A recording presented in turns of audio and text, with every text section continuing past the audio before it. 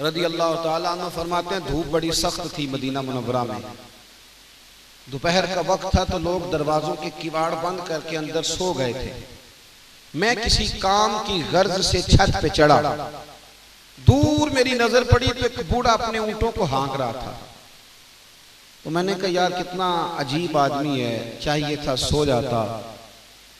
इसने सोचा है कि चरागाह फारिग है तो मैं जरा ले जाता हूँ, अपना ऊंट चरा लेता हूँ।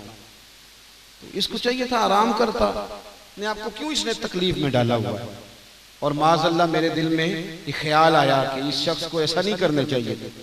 कहते मैंने सोचा ये करीब आता तो समझाता हूँ, लेकिन कहते हैं जैसे जैसे वो करीब आते गए ना मेरा वजूद कांपने लगा।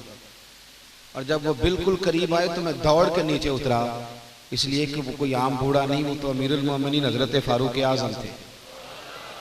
तो मैं नीचे उतरा तो मैंने कहा हुजूर इस वक्त दुनिया सो रही है तो आप फरमाने लगे ये माले गनीमत के 2 ऊंट दौड़ गए थे तो भागा गया हूं, इनको पकड़ के लाया हूं। तो कहते हैं मैंने कहा हुजूर आप बूढ़े हो गए हैं, कमजोरी वजूद पे नजर आती तो किसी खादिम के जिम्मे लगा देते, ले आता। तो हजरत उस्मान कहते हैं जनाब उमर फारूक रदी अल्लाह तआला अन्हु के चेहरे पे मैंने गुस्सा देखा।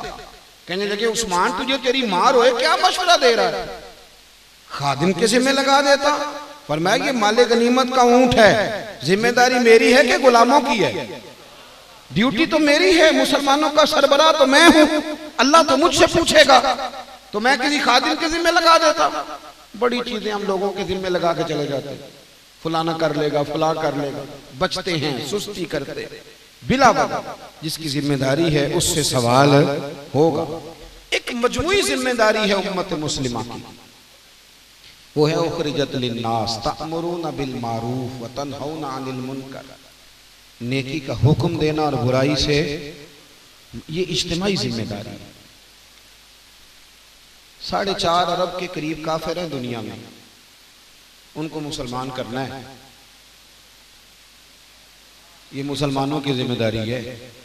उसके लिए क्या तैयारी है, क्या मनसूबाबंदी है, उसके लिए क्या प्लानिंग है।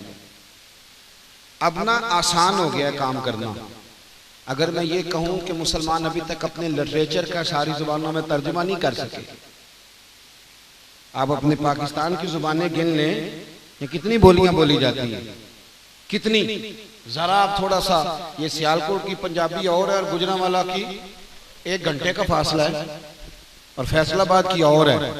और जब आप गुजरात से सराय आलमगीर और आगे चले जाते हैं तो वहां फिर जुबान और है। ओ भाई, दीन का बड़ा सादा करके, आसान करके पैगाम आम आदमी के ज़हन तक।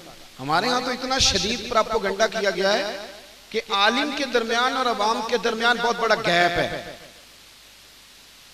उलमा को अवाम अपने मशवरों में शामिल नहीं करती, और आम नौजवान यूनिवर्सिटी और कॉलेज का उसके बारे में मौलवी का तासुर बड़ा खतरनाक बना दिया गया।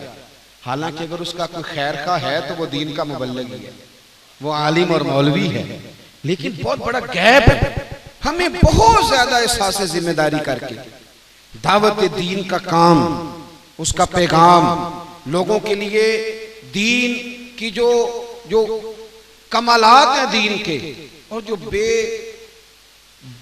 खूबियां हैं दीन की, वो बड़ी आसान करके ज़हन साजी करनी पड़ेगी, मोटिवेट करना पड़ेगा, बच्चों को बताना पड़ेगा। और हमें बड़ा प्यार का, देखे ना हजरत आयशा सिद्दीका रदी अल्लाह ताला अन्हा से किसी ने पूछा कि अम्मा जी हर बंदे का कोई ना कोई वाक़या है कलमा पढ़ने का, तो आप कैसे मुसलमान हुई? तो आप फरमाने लगी मुझे वाक़े की जरूरत ही नहीं पड़ी, इसलिए कि मेरे अब्बा घर में सारा दिन इस प्यार से नबी पाक का जिक्र करते थे, इस खूबसूरती से दीन की बातें करते थे कि दीन की बातें मेरी रूह तक उतर गई, मुझे जरूरत ही नहीं पड़ी। अब हमें वो सारा माहौल ज़ौक़ पैदा करके, शौक पैदा करके, हम तो सारा दिन तनकीद करते हैं, करनी चाहिए, गलत बातों को हाईलाइट करना चाहिए, इस्लाह होनी चाहिए, लेकिन ज़ौक़ भी पैदा करें, बच्चों को समझाएं, अपने बैसियत मुसलमान जिम्मेदारियों को समझें।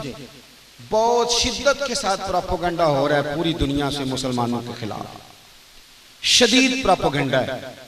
नबी करीम अलैहिस्सलाम के खिलाफ भी बड़ा प्रोपेगेंडा किया गया था। लेकिन हुजूर ने जवाब में प्रोपेगेंडा नहीं किया। नबी पाक जवाब में दीन की दावत देते थे।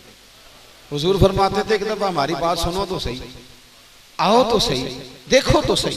प्रोपेगेंडे के जवाब में प्रोपेगेंडा नहीं करें। हमारे यहाँ बहुत सारे लोग ना दिफाई महाज पे आ गए। नहीं जी नहीं, इस्लाम दहशतगर्दी की बात नहीं करता। आप दिफाई महाज पे नहीं आए। आप उन्हें कहेंगे ये हमारे हाथों में कुरान है, इसे पढ़ के देखो, ये नबी पाक की सीरत है, पढ़ो, ये देखो कुरान मजीद कुफार के बारे में क्या कहता है, आओ बात करो, देखो। लेकिन हम अभी तक इस कोशिश से बड़े दूर हैं कि हमें बड़े शानदार तरीके से अपनी जिम्मेदारी का एहसास करना चाहिए। हमें बेनमाजी के लिए खास दिलचस्पी लेके उसे नमाजी बनाना चाहिए। जो बंदा कुरान मजीद सही पढ़ना नहीं जानता, उसके अंदर ये शौक पैदा कर देना चाहिए कि कुरान में बड़ी लज्जत है, ये बड़ी बाकमाल चीज है, उसके अंदर ज़ौक़ पैदा करना चाहिए ताकि वो आए। हमें कोशिश करनी चाहिए, मेहनत करनी चाहिए, लोगों के अंदर ये जज्बा पैदा हो, तड़प पैदा हो। जब शौक पैदा होता है तो फिर लोग आ ही जाते हैं। जब माहौल बन जाता है तो फिर लोगों की तबीयतें भी अल्लाह मोड़ ही देता है, बदल जाती हैं। अपनी जिम्मेदारियों का एहसास करें। एक हदीस पढ़ के बात खत्म करता हूँ। रसूल करीम सल्लल्लाहु अलैहि वसल्लम हुजूर ने फरमाया, तुम में से हर कोई निगहबान है और उससे उसकी रियाया के बारे में पूछा जाएगा। हर बंदे से सवाल होगा। उसकी जिम्मेदारी में 3 बंदे हैं तो फिर भी उसने जवाब देना है, और 3 लाख हैं तो फिर भी उसने जवाब देना है। तो अपनी जिम्मेदारियों का खूब एहसास करें। ये दीनी महफिल है ना, ये भी हमारी जिम्मेदारी होती है। हमें चाहिए इनके फरोग में, इनकी रौनकों में अपना किरदार अदा करें, और जहाँ जहाँ कमजोरियां हैं वो दूर करने में भी अपना किरदार अदा करें। अल्लाह तबारक व तआला हमें अमल की तौफीक अता फरमाए। आखिर दावा